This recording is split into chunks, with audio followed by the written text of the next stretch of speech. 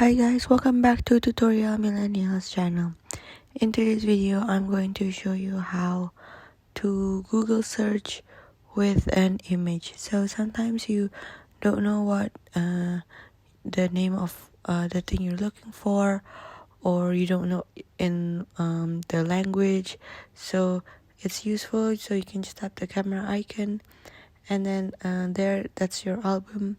So all images, and then for example this is the picture. I can just tap and then go to search, and then visual matches will show the results, and you see from different websites.